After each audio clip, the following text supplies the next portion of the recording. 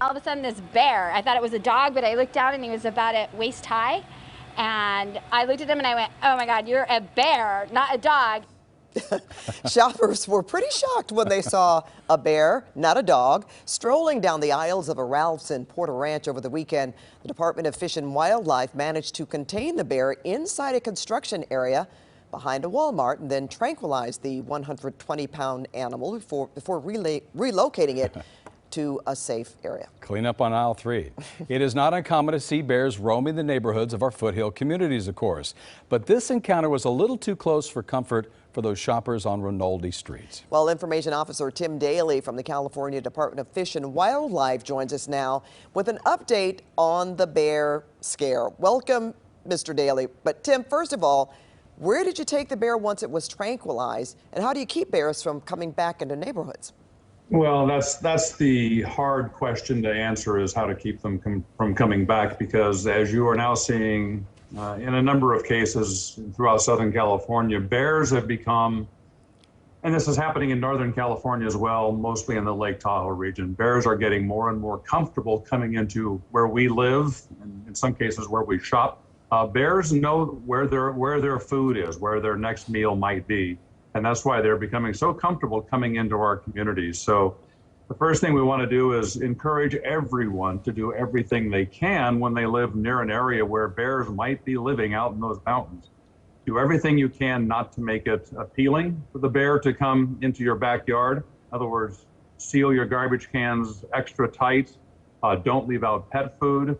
As we see with mountain lions, don't leave out your young pets, and coyotes as well are a threat to our pets. So people need to do everything they can to discourage those visits.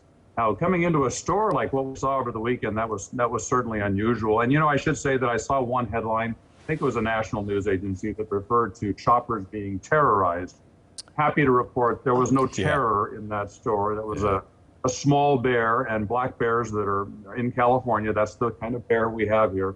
They do not attack us. They are just as anxious to get away from us as we are from them. Luckily, this was an incident without any harm. As far as where the animal was taken, we take animals, once we get them into our custody, to what we describe as the nearest suitable habitat. In other words, we take them back to where they likely came from, maybe a little deeper into those woods than they were living previously, but our goal and our hope is they don't return. So, Tim, that appears to be a young bear. I was always told as a Boy Scout, you got to watch out for the mama bear, but that was a young bear just kind of exploring. So what's the shift in the reason why, other than food, that they're going into these populated places?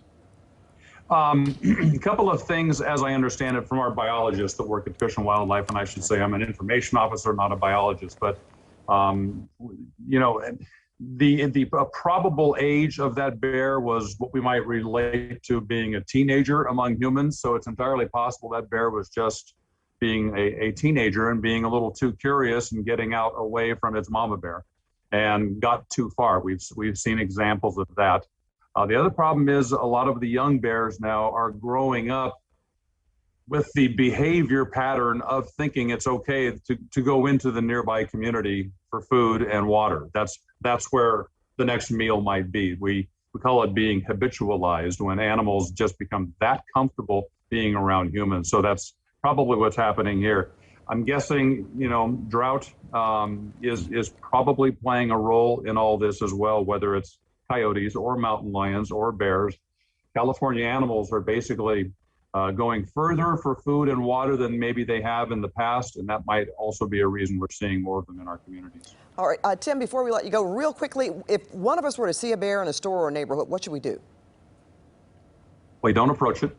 You do what those shoppers did, get away, go to the cereal aisle instead of hanging out in the bread aisle. I'm sorry.